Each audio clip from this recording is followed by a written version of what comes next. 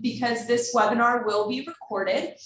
So if there are any questions, or if you all in the audience want to revisit anything that our panelists are saying, know that this will be housed on our YouTube channel.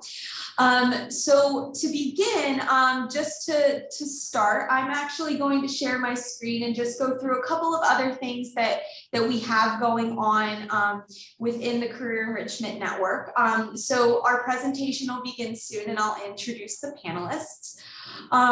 So the first thing is that we have Penn Staters working in London, and that's going to be going on tomorrow from 4 to 5 p.m. So you can check out Nittany Lion Careers for more information about that. We have a cover letter workshop being hosted by Geico Careers. So this is, again, something you can find on Nittany Lion Careers, scan with the QR code on the YouTube channel afterwards. Teach for America, another nonprofit. So they are doing an interactive social and service justice panel on the 25th. We have paralegal careers on the 27th. We have a lot going on, if you couldn't tell. Otis Elevator Company is doing an information session on the 28th. We have a career exploration program going on throughout November. And this is just the general link to our site. So with that, I'm going to introduce our panelists real quick, just to give you guys all a good overview of who we have here today, and hopefully that'll inspire you all to take a look at some of the different things and events and programs that our office is putting on later on the semester. So first up, we have Alyssa Rivera representing Center Helps. So Alyssa holds a bachelor's degree in psychology from Penn State, and she has been with Center Helps for 2 years. She is the program manager and oversees hiring and training of both internships and crisis counselor volunteers. The next is Dave Studdy, representing the Community Services Group. So Dave has been at Community Services Group since 2010 as a human resource specialist and corporate recruiter, focusing on recruiting, hiring, and training. Prior to joining CSG, he recruited for several IT consulting companies and worked as a career service director at a technical college. At CSG, Dave currently works with 7 talent acquisition specialists to attract top talent to fill positions from direct care to licensed therapists across central and northeastern Pennsylvania. He earned a Bachelor of Science in Business Management from Millersville University with a minor in marketing. And CSG's mission to promote the growth and enhancement of human potential through effective, efficient, and innovative system of care is what first interested Dave to the organization. So welcome, Dave. Next, we have Cindy Polinsky representing Strawberry Fields. So a graduate of Penn State, Cindy has a bachelor's in psychology. She began her career at Strawberry Fields in 1989 as part-time direct support professional in group homes serving individuals with intellectual disabilities. In 1999, Cindy was promoted to Human Resources Director. She is also the former president of the Human Resource Association of Center County. Cindy has been with SFI for over 30 years because she strongly believes in the mission of SFI and loves being part of an organization that empowers people to reach their full potential. And then last but not least, we have Robin Wheatley here representing the Meadows Psychiatric Center. So Robin was named CEO of the Meadows in January 2021 as part of her Universal Health Services journey. This journey started as a COO in training at Fuller Hospital in Attleboro, Massachusetts, followed by interim CEO at Arbor Hospital in Jamaica Plain, Massachusetts. Prior to UHS, Robin served in various state positions in Maryland's Department of Health, most recent being the CEO of 2 state facilities, where she led the state's only Center of Excellence transition program supporting patients with intellectual and developmental disabilities who had significant lengths of stays in behavioral health settings to community living.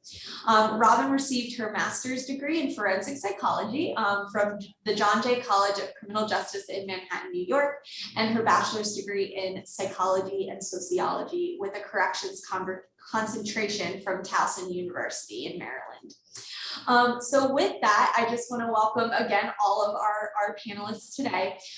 So for those in the audience, I will be monitoring the Q&A throughout as well as the chat box. So feel free to put any questions that you might have in here. We have our panel of experts here. So now is your chance to ask them questions about their career fields, about how they got to where they are today, about what it's like to work in mental and behavioral health. But I will start off the conversation. So I'm wondering if each of you, given that I just read a little bit of your bios, could just share some details about your profession, your organization, and your own career path. So whoever would like to start. I can start. Thanks, Alyssa. So, yeah, absolutely. So we are a 24-hour crisis hotline and nonprofit in downtown State College. So our kind of mission statement is we want to help anyone in any need at any time. So we get a very wide variety of calls on the daily basis. It can range from people who are unable to pay their rent all the way to people that are in a severe crisis and have suicidal ideation. So we train our volunteers to be able to deal with any type of situation that they may get on the hotline. And it's just a really great way to get started in the mental health field and get a really good broad view of the different agencies within Center County and the different fields you can go into after you get your degree. Thanks, Alyssa. Cindy, would you want to go next? Sure. Strawberry Fields has three main lines of business. One is early intervention that serves kids birth to age 3 who have a delay in development. And we employ a variety of therapists that go into families' homes and help serve those kids. We have speech, occupational, and physical therapy, as well as developmental teachers. Our largest line of business is our group homes for individuals with intellectual disabilities. And then we have our mental health services. And in that line, we have group homes that are 24-hour supervised that serve adults with chronic and persistent mental illness. We have both children's and adults blended case management services, and those services employ case managers that go out in the community and help support individuals with mental health issues lead independent lives, linking them to services.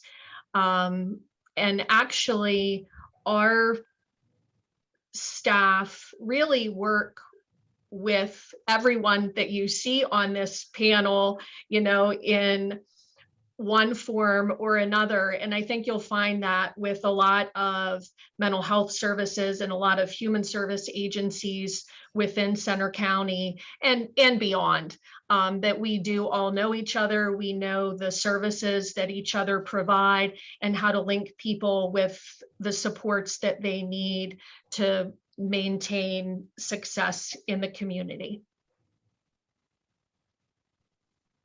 Great, thank you so much, Cindy. Robin, it looks like you unmuted.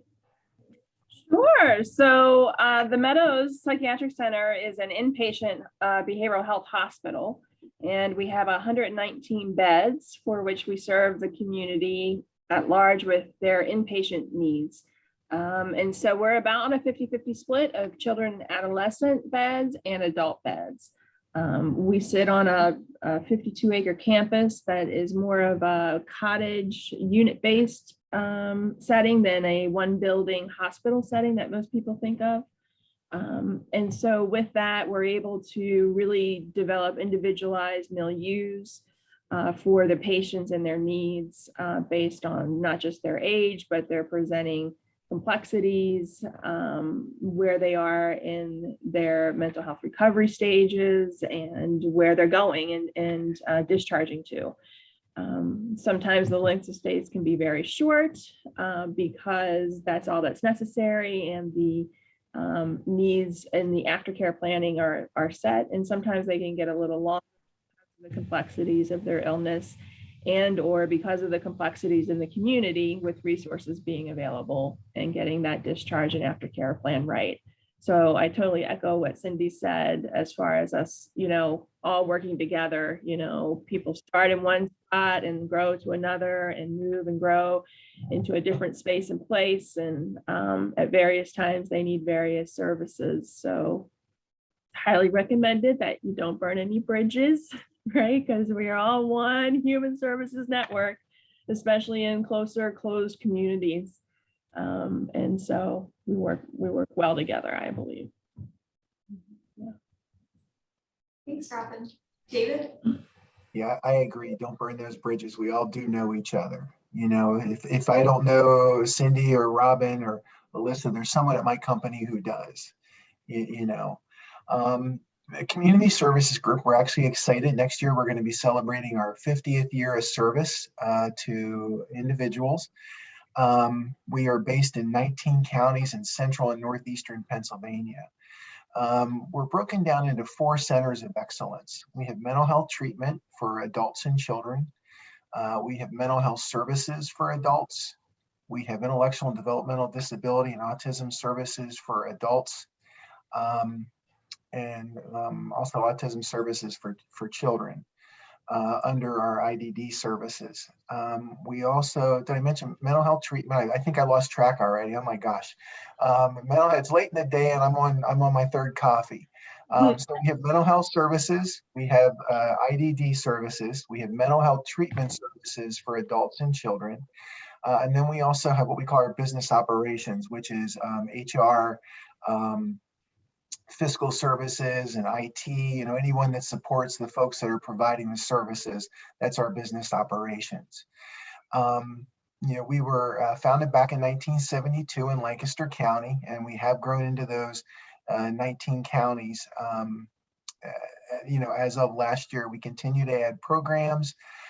Services really range from residential programs to day programs, both on the IDD and mental health side. We have vocational programs. If anyone knows the CSG Bakery up in Sunbury, I highly recommend it for Christmas cookies and other treats. We also have a cafe where we do vocational services there.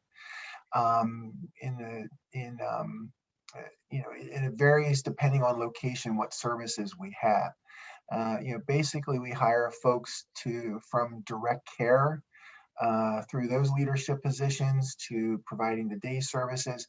But then also to outpatient therapists. So we have really positions for any level of education or experience, starting from no education to and no experience, all the way up to licensed psychologist or licensed therapist.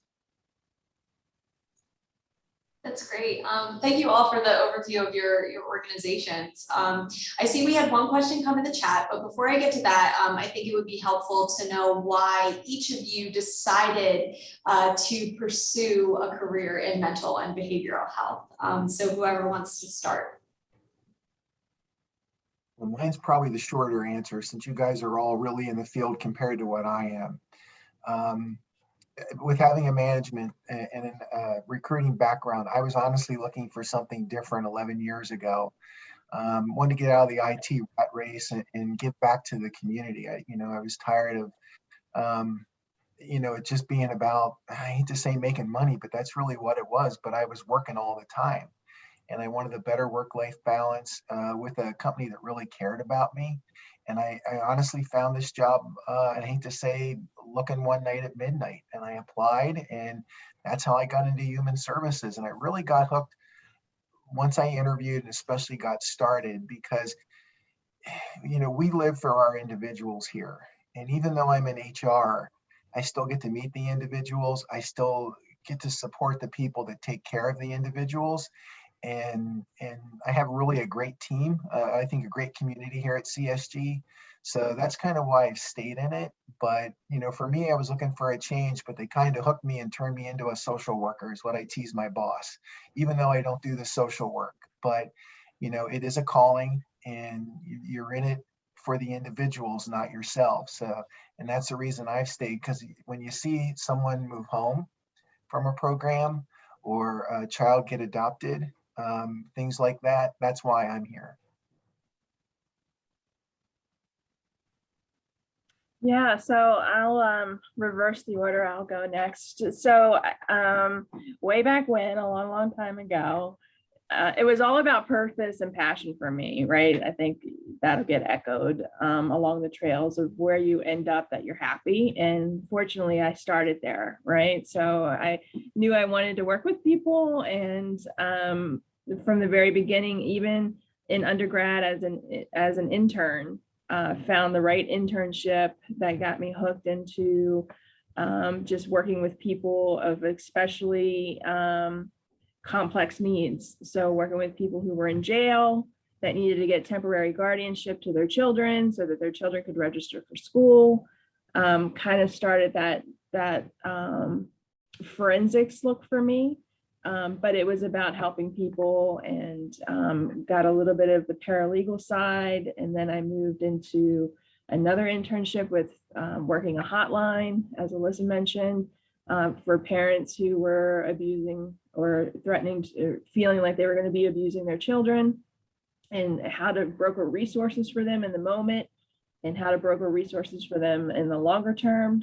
And so that got me more community civic minded, which pushed me more to state government and, how do you get things done, which pushed you more to maybe that's not the quickest way to get things done. So maybe you need to go a little bit more independent, where you have some abilities to change. I've sat in the nonprofit seat, the for-profit seat, the government seat, the private seat in the community, and I like them all. And I think that's just another way of how you, once you know what you want to do, it becomes very micro or macro as you like it to be. And where you think you're going to start in a position, you can end up in a whole different department, a whole different role and level, which, is what you see in Cindy's experience, right? And that's where you typically, in Dave's experience, you typically find where you start and you get to know all the ins and outs of that field or that industry or that hospital. Then you can work in any department, right? A really good admissions department runs because they know how the floor works, or how the processing works, or how the insurance company works, or how, the discharge planning works. And so having that seat to know exactly how things work just helps you build your career and your interest and fine tune it the way that you want. And I think that is not lost even in today's world, where you're able to kind of gain experience and move around. And while I sit at the Meadows and I talk about the Meadows, I'm part of the Universal Health Services. So as Penn State has satellite campuses all throughout the state, so does our company have hospitals all throughout Pennsylvania, especially situated where your satellite campuses are. But then we have 400 across the nation and the United Kingdom. So working in London, right?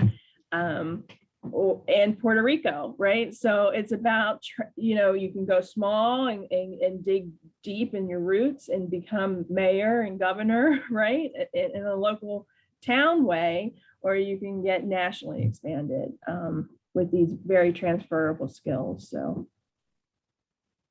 that's a little bit of my experience. Yeah, I think so. Back in high school, I think I knew I wanted to go to college in some way help people, and I didn't really know how I was going to do that. And so I wrote, when I was applying to college, I wrote an essay so I could get a scholarship, and I got a scholarship from the ARC of Central Pennsylvania. And when I came to Penn State and started going to school, I was looking for a part-time job, and I thought, why don't I apply to the ARC and maybe give back a little to an agency that helped me out when I was in need. So I applied there, and they didn't hire me.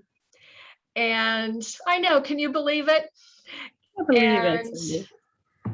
A friend of mine was doing an internship at this place called Strawberry Fields, And so I filled out an application and got an interview and got a part-time job at Strawberry Fields, kept going to school, taking classes, was looking at internships, and ended up doing an internship at what's now Center Safe. It was, had been the Women's Resource Center, and got involved on the hotline, some support groups, serving people who were survivors of domestic violence and sexual assault, and then did another part-time job experience in the shelter doing babysitting and helping women transition from situations of domestic violence from the shelter into safe homes within the community.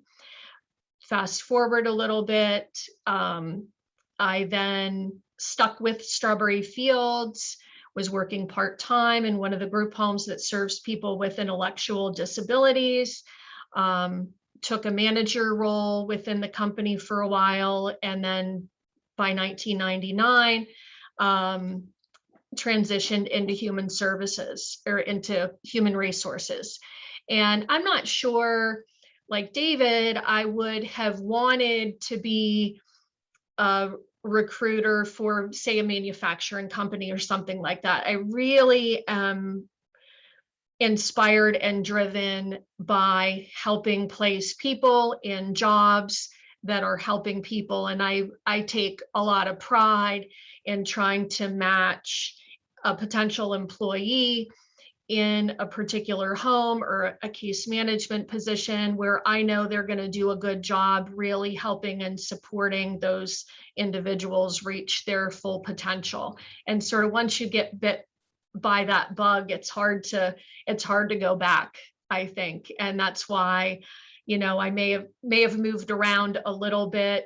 I had some other part-time jobs and internship experiences, which I would highly recommend, for all students to do. It sometimes will get someone who will apply for case management positions right out of college. And when you think, okay, this is an entry-level job, I have the coursework to support it, and you might get passed over a time or two because you're not familiar with the community that you're working in. You're not familiar with the services that the community provides. And by working, doing some internships, working some part-time jobs while you're in college, it can really, I think, give you a better idea of what's out there and sort of help guide you. Do you like case management? Do you like more hands-on work in a group home setting? Or do you see yourself more as a manager, or supporting people in other ways? Because sort of the idea that you have in the beginning of what helping people looks like, I think can change over time. So for sure, get out there and get some experience under your belt, whether it's part-time work or volunteering, or internships before you apply for that first job.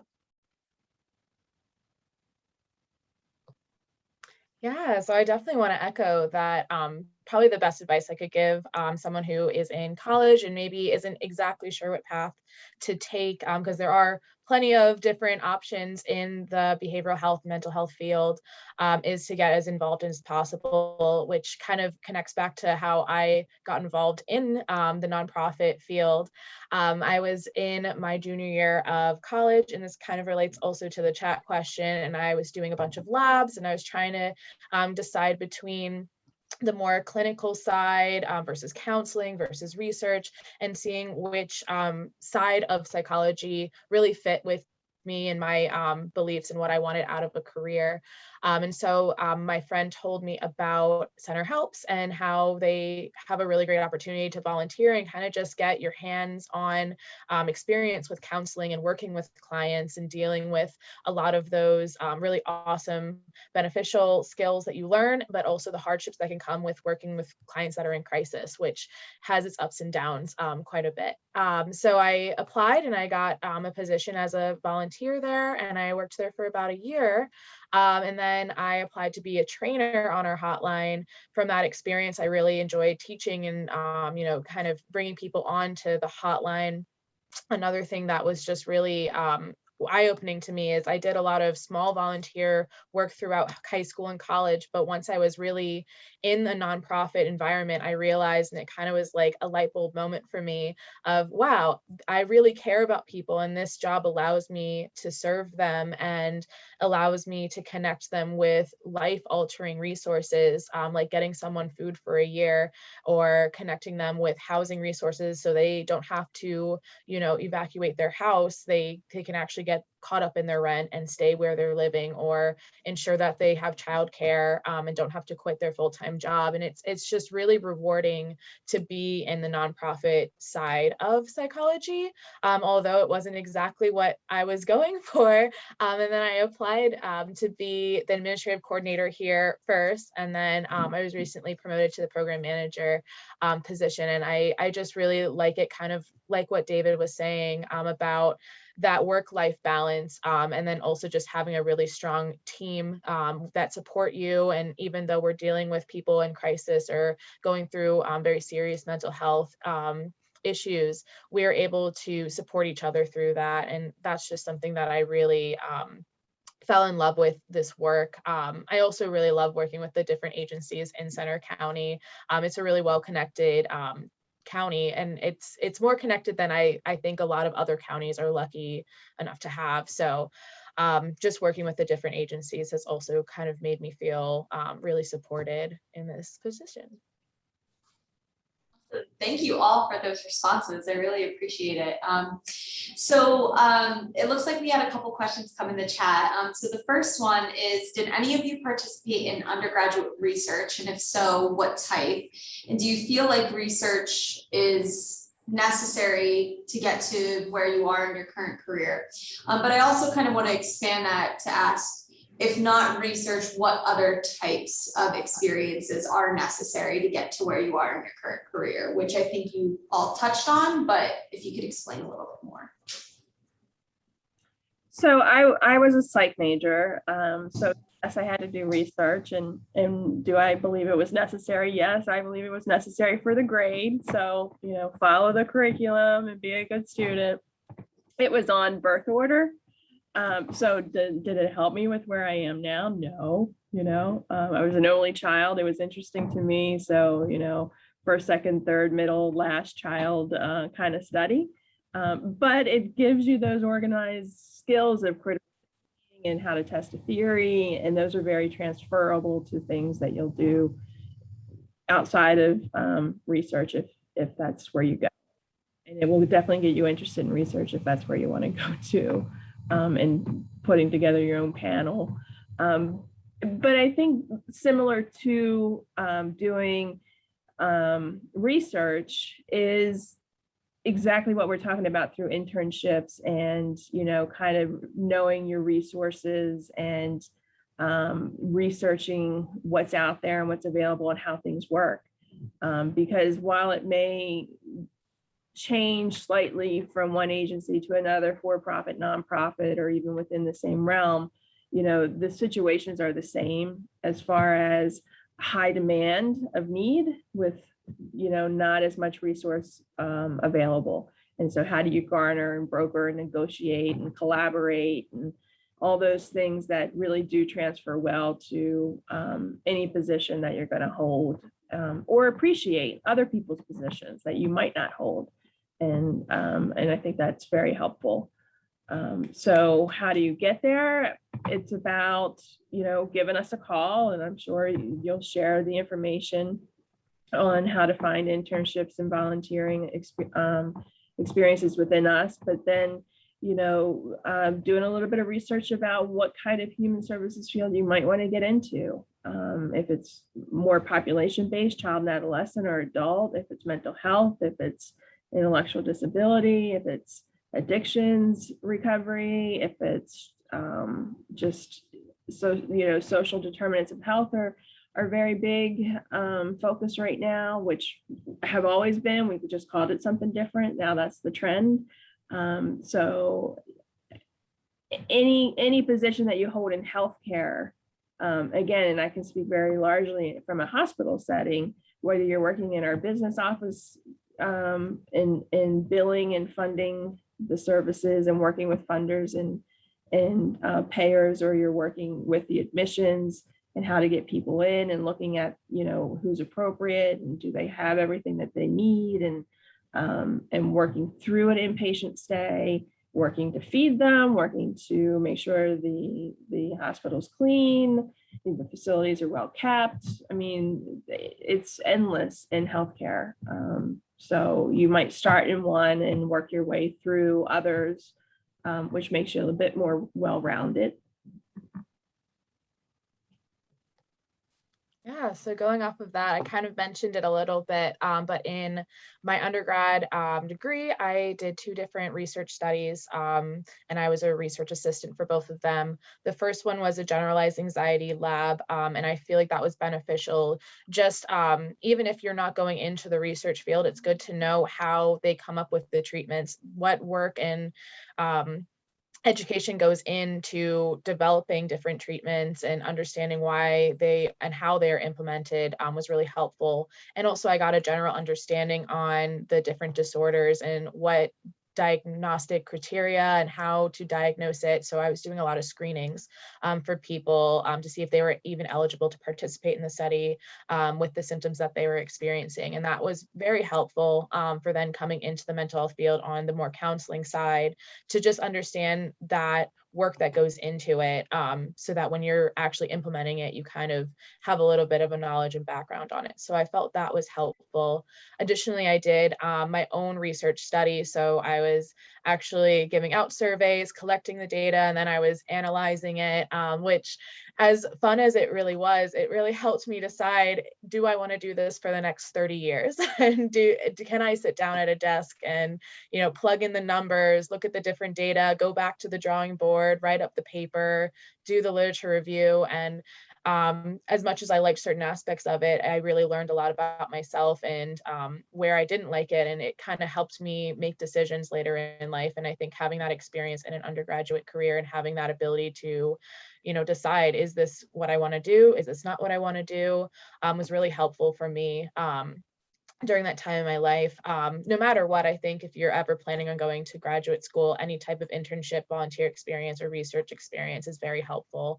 It also just helps you develop a professional way of speaking and way of presenting. I did a lot of presentations on my research, and that was just really great to gain that experience as well. I don't think I participated other than I think there was one psychology class that you had to do some research on. I did not honestly participate in any undergraduate research. I focused more, I think, on internship and volunteering and part-time employment. But I think either route is valuable. I see there's another question here about finding internships or part-time jobs or volunteering.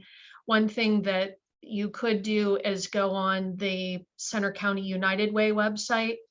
There are 30-ish different nonprofits in Center County that benefit from funding from the United Way, and almost all of them are looking for volunteers and interns to help support those programs. I know that the Human Development and Family Studies program just did an volunteer and internship fair. We usually participate in something at the hub on campus, or like Robin had said, just calling, the different agencies and seeing what they might have available, or looking on our websites. Most of us have an online application that you can link to and fill out for volunteer internship and part-time jobs. So just getting out there, putting yourself out there, and keeping your eyes open for the different fairs that are happening around campus, I think is a great way to start. Yeah, I think, Cindy, thank you for kind of segueing into the next question, because I feel like, David, you'll be able to attest to this a lot, given your role.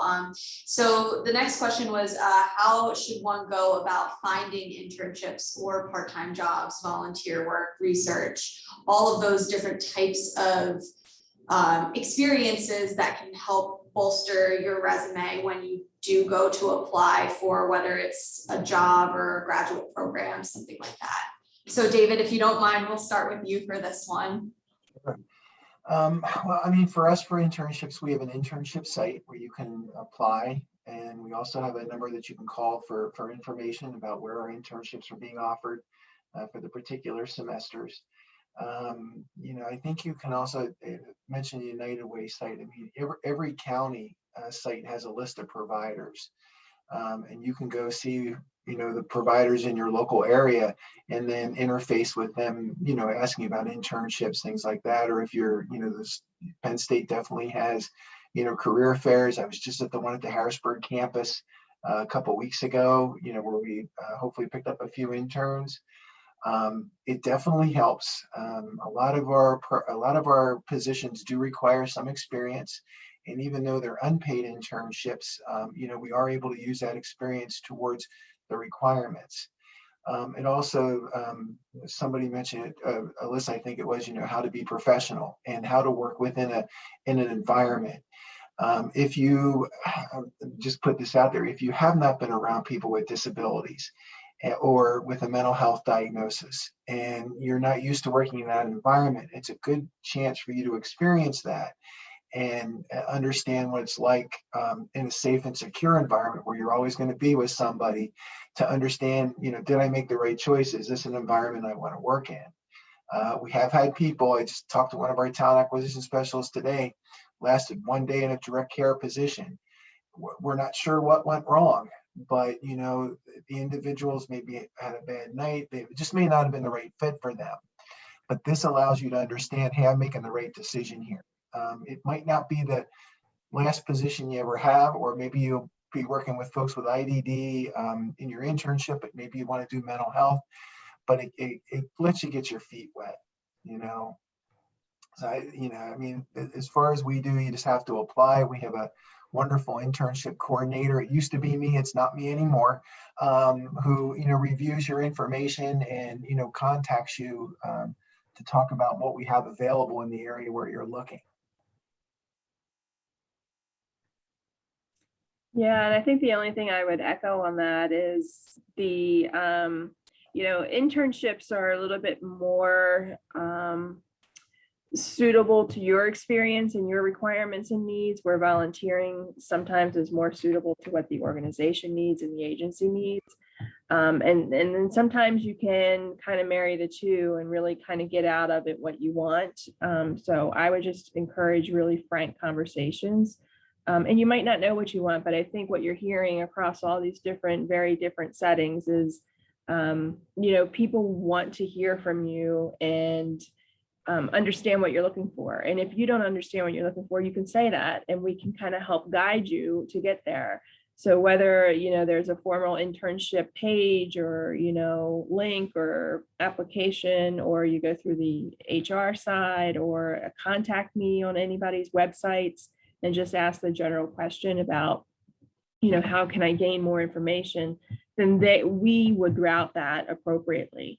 We've had interns from education and clinical services and dietary, dietitian internships, and, the gamut, physician assistant, nurse practitioner, nursing, and so forth and so on. So, and when we have somebody who's like, I don't really know, I haven't declared a major, or I'm not sure, then we might develop something that's called like a healthcare internship, where you work a little bit in each department.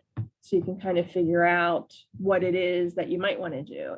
Is it more people focused? Is it more paper focused? Because equally, both are necessary in our worlds, and helping people is the paper process and business process too. So I would just, if you don't know what you want, we can help you get there, I think, any of us. Thank you both. So, Alyssa, did you want to jump in? No, it's okay. Oh, no, it's okay. Go ahead. Yeah, well, I was gonna kind of echo that. Is I think a lot of probably a lot of people in this panel and a lot of agencies that you might be looking at for internships or research, it's really about what you want and what you're interested in. And so expressing that directly can really help whoever you're working under to really tailor that to what you want to get out of the internship. It's really important to stay focused on that, is what you want to get out of the internship. And I saw a couple of the questions about, is it too late, or can you do it if you're international? And I know, I'm sure a lot of people have faced this with COVID, but we had to go online for basically a year, and we're answering the phones all from home. And our farthest volunteer during COVID was all the way in Brazil, and we made it work, and we try our best to make it work to this day. So there are opportunities out there, not only at our agency, but I'm sure a lot of other agencies have had to kind of make do with having to be home or stay social distance. So that is never going to be a definite barrier for you. Additionally, if you feel like you're running out of time or you're a senior, I say, just kind of look at your schedule. Do you have one summer before you decide to go to grad school that you can take time and apply for an internship, or see if you can just help out, even if maybe they're requiring two semesters of an internship? It's not going to hurt you to call them or just see, can I come by and just kind of talk to you about what your agency is like or how to get involved in a different way. It's definitely worth putting yourself out there no matter what. Yeah, David touched on, I think, an important topic when you mentioned about people coming in and lasting for a short period of time. And I think that's a great thing about volunteering or interning somewhere first before you do decide to make this a career. When you get on site and you find, maybe some of the communication barriers or some of the socioeconomic barriers, things that people who struggle with mental illness, the way they present, not every home you go into as a case manager has the same cleanliness and hygiene standards that you might be used to.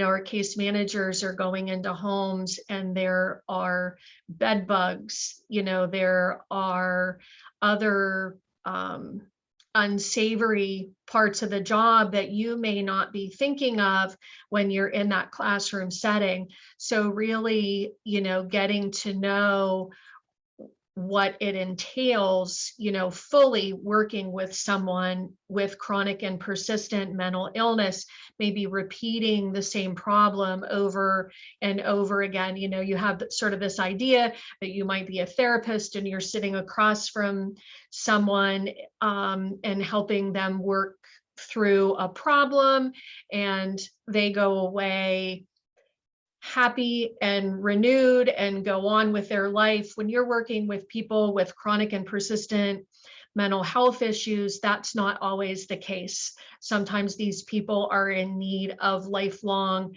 support, and they may need a hospitalization and then go into a long-term treatment facility and then move into case management and backslide out of that and need other support. So I think with volunteering and interning prior to making that final career decision, you could save yourself some heartache or a mismatch in what you think you might want to do, and then the reality of what that actually looks like. And I know, I think in the question they also ask about part-time jobs. That is a great way to gain experience, to know. I mean, we all have part-time jobs that we'll hire a college student for. They just require a high school diploma or an equivalency, usually a driver's license, and that's really it. So, I mean, that's also a very good way to get your foot in the door at an agency to see if you truly like it, or if you're in the right, the right field, because it would also allow you, once you are trained and that, to be able to move to another position within the organization.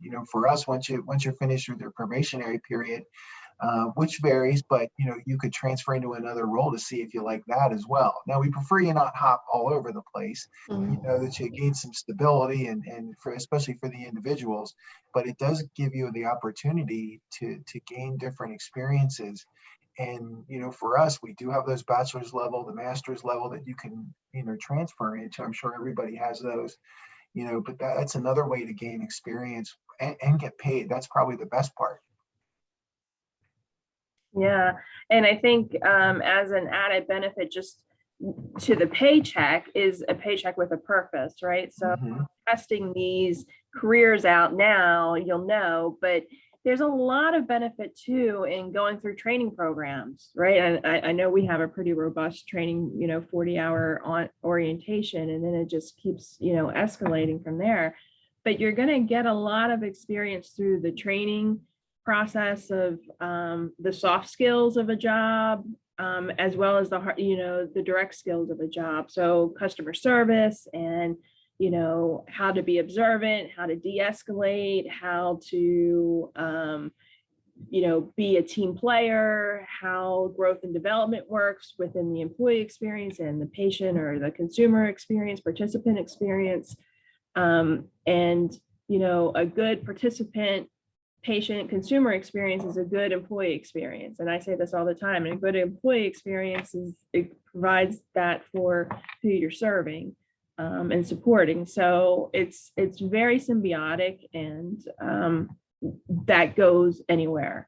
And what I say is, if you never work in behavioral health again, at least you have a behavioral health touch, right? And you can appreciate things on a deeper level, maybe not as deep as someone who's subject matter expert and has worked in the industry 25, 30 years, but you're going to take that into the dentist office that you work in, or the insurance company that you work in, because you're gonna have these experiences, because it's a good thing that everybody's around, right? All of us make up this world, and it just provides you with a step up and something that you can say to your employer that you have experience and you have an understanding, and sometimes that understanding is even better than the direct experience. So it's really education with a paycheck. Yeah, I mean, I can second the experience piece of it, because I said earlier, I think more like a social worker now. Through the 11 years at CSG, the way I think and the way I treat people and the way I act has changed based on this job. Understanding trauma-informed care. I would have never known that in IT, understanding someone's going through there's a reason why they're acting this way. And it really has changed the way I look at, the world. Yes. Thank you all. Very thoughtful responses. So my next question is, what opportunities are available within this field with a bachelor's degree versus a master's degree versus any type of higher level degree?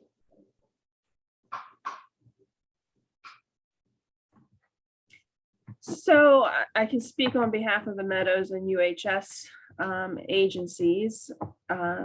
You can come in with a high school degree and work in a department and work yourself up to be the divisional vice president, which is a true story, right? I mean, coming in and working your way up the chain, again, gives you a really good understanding of how everything runs together. And typically what you'll find in employee experiences where you stay and you grow and you value and you show interest in that utilitarian, position, that you're interested in everything and you're interested in and can do anything, makes you very valuable.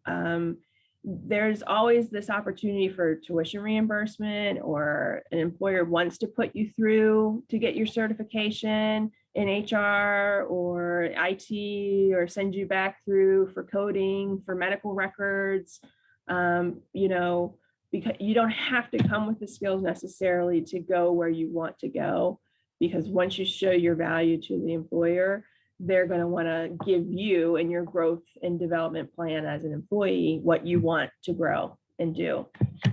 And so we've seen that a lot. We've seen people go back to school, and for which they either get tuition reimbursement or not, or student loan forgiveness or not, and get this education to get the next degree or to get the certification. And then you can move around, and not just move around laterally, but you can move up. I mean, we've heard from all of us about promotions, and you know, you don't think you're going to be in a seat, but that's just kind of the trajectory that you take once you get invested in what you're doing with that purpose and passion. So highly encourage any degree, but on the variance, you have, you know, GED level, high school diploma level, you have bachelor's level, where you can interface with patients in a clinical way on a bachelor's level under somebody's supervision. You can do more independently with a master's level. You can do more so with a license, and be able to do some assessments and other things that people without a license can't do, but you can do that through someone's supervision license. So there's a lot of different things that you can do depending upon where your education is.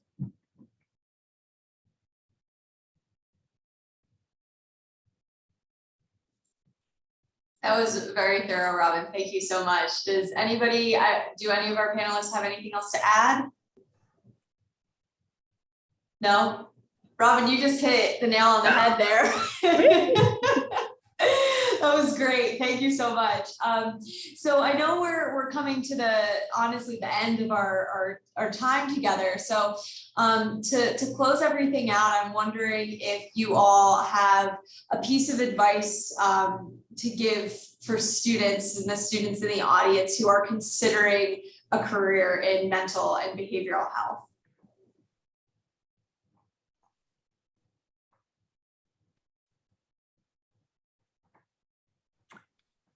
Okay, my advice is get to know yourself, and if you need help getting to know yourself, expand your horizons, and it will come, right? I mean, through these experiences, it will come, and keep honing in on what you think you want, and rule it in, rule it out, you know, move it on, move it up, and you know, keep growing.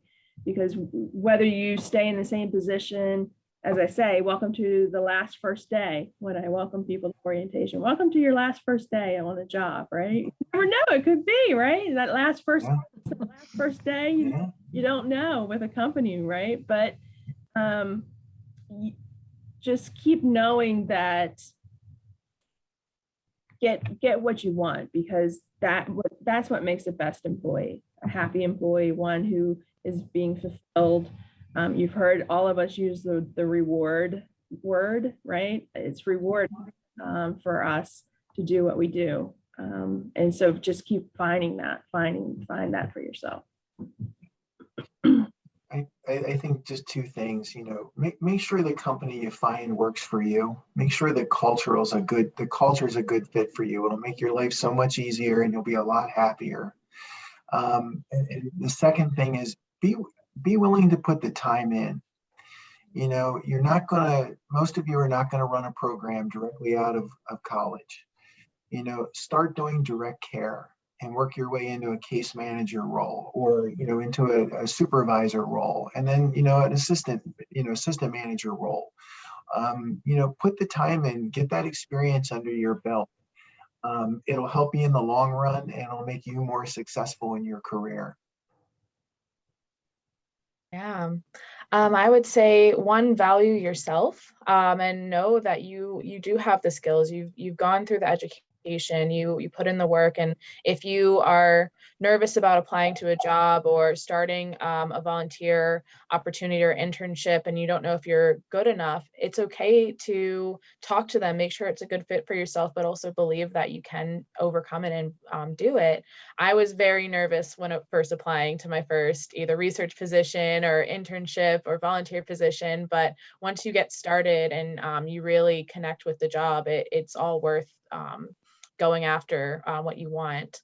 And then secondly, if you don't know where to start, you have so many opportunities at Penn State specifically to just ask if it's an advisor, if it's a professor, if you are doing some kind of internship or volunteer work, ask them to connect you, tell them about your career goals and what you plan for your future. And it's really all about networking and just trying to find who to talk to, and they can definitely point you in the right direction. I talked to all of my professors and a lot of people at Center Helps and people from different agencies just to see if there was anything that I could be doing to help me get to where I want to be. And so it's really just getting yourself out there and asking questions. And Yeah. don't forget, oh, I'm sorry, Cindy. Just don't forget about career services. You guys have a great career services department, and we're contacting them with our jobs. Sorry, go ahead, Cindy. No, that everyone offered such great advice, and I would echo all of that and add to that. Don't be afraid to try new and different things. Be open to any and all experiences. We have some people come in and think, maybe a job or a task is beneath them, or they're not in line with their career goals. But any experience you have, whether it's, answering the phone, learning to work a fax machine, understanding a filing system, helping someone with intellectual disabilities learn a new task, personal growth in those areas as far as learning patience, learning what you're good at, what you're not so good at, and then finding a path that best suits you so you can do worthwhile work, follow your passion. Just be real open to things that come along, and don't pigeonhole yourself in the beginning. Find maybe a mentor or someone that you look up to help you a little bit along the way, open some doors to new experiences. Thank you all so much for taking the time today out of your busy schedules and offering those words of wisdom and great just pieces of advice and insight into the mental and behavioral health field. I know even as someone who is working toward different counseling licensures and stuff myself, I feel like I've learned a lot from you all today. So I want to thank you personally. The only other thing that I want to say for those who are in the audience is that our office is absolutely here to help you, piggybacking on what David had said. I'm putting our general email address in the chat. I am happy to meet with you. Any of the other career coaches in our office are happy to meet with you, to talk with you about your interest in this field, or even connect you with some of the panelists that are on today if you have any further questions that we might not have gotten to, or maybe you just didn't want to ask in a larger forum such as this one. So with that, I'm going to conclude our panel for today. Thank you all again so much for taking the time to do this. It was really meaningful and very helpful. Thank you. Thank you. Thank you. Absolutely. Have a good rest of your day. Too. Bye-bye. Bye.